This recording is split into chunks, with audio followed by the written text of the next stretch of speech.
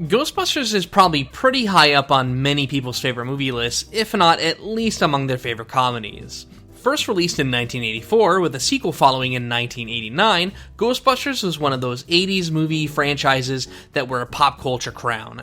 It even had a Saturday morning cartoon, The Real Ghostbusters, which arrived not long after the first movie took off, and another cartoon that came later that we just don't really talk about.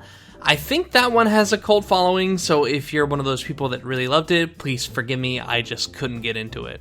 Between the cartoons and the comic books, it always felt like Columbia and Sony were eager to maneuver the franchise into a place where they could finish off the trilogy, but the script for a third Ghostbusters went through numerous revisions and writing teams over the course of 25 long years, and it never got off the ground.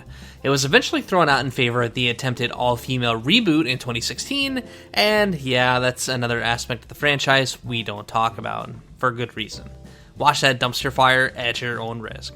There was also a Ghostbusters game that released in 2009, which did quite well, but considering that the game was voiced by the original 4 actors and there was no third movie anywhere in sight, a lot of people, including Harold Ramis, considered the game to be the unofficial third movie. I was one of those people, if you couldn't guess. I was satisfied, happy that there was some level of closure. Fast forward to 2021, where we finally receive the third movie in the franchise, Ghostbusters Afterlife. The plot of the movie follows Phoebe and Trevor Spangler as they're evicted from their old apartment and are forced, alongside their mother, to go to a seemingly podunk Oklahoma town after their grandfather dies in order to get his affairs in order. Phoebe and Trevor eventually learn that they're the grandchildren of Ghostbuster Egon Spangler, and it's up to them to unravel the mystery surrounding Egon's work and finish what their grandfather started. The movie stars McKenna Grace, who plays Phoebe, and as far as I can tell, she's been busy as an actress, but this is her real breakout role.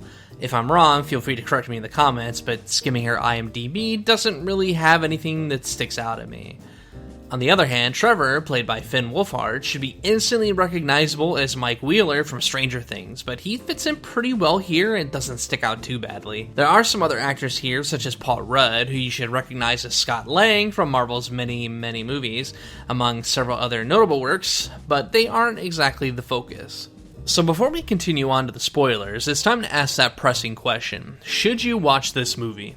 As with any sequel, there's the problem surrounding the previous movies. Should you watch the original two? Surprisingly, there seems to be almost nothing connecting Afterlife to the second movie, so if you're not acquainted with the series and want to know what's going on in Afterlife, you only really need to watch the original 1984 Ghostbusters, if for whatever reason you haven't watched it yet. So if you don't mind doing a little bit of homework, then absolutely. And man, while I feel like I'm a broken record anytime I review some sort of sequel, it has to be said. It's tough to suggest this movie if you're lacking context. The movie doesn't stand by itself, since it's a love letter to fans of the first two movies, or at least the first movie, mostly. Now, on to the spoilers. Oh my god! Okay, it's happening! Before we continue onward, it's worth noting that not only does Afterlife seem to almost completely ignore Ghostbusters 2, it also completely ignores the video game as well. Which is fair, since it's not like the game is an official sequel or anything, but that doesn't make it any less disappointing. For context, in the game, Ivo Shandor, as a ghost, becomes strong enough that he stops trying to summon Gozer to our world and becomes a destroyer himself, even going so far as to kill Gozer. Whereas in Afterlife, Ivo Shandor basically plunks his body down in a temple so he can come back to life when Gozer is summoned. Understandably, the plot of Afterlife can exist alongside the plot of the video game, so it's an unfortunate but necessary sacrifice. Personally, I didn't think they could really top the game's plot, but Afterlife proved me wrong. Like I said, this movie is a love letter to Ghostbusters fans, and it shows. There are some things I didn't quite like about it, like the mini Stay Puffs that felt like the writers were using to try to pander to the Minions crowd, but watching them burn and melt exactly like the original Stay Puft did in the first movie was ultimately worth it. Speaking of which, the movie is rife with tons of great references, and is sure to please fans. You know, the few that haven't seen it until now, like me. The best part is that while the cameos from Dan Aykroyd, Bill Murray, and Ernie Hudson are spectacular and fun, they don't entirely pull away the spotlight from the other actors.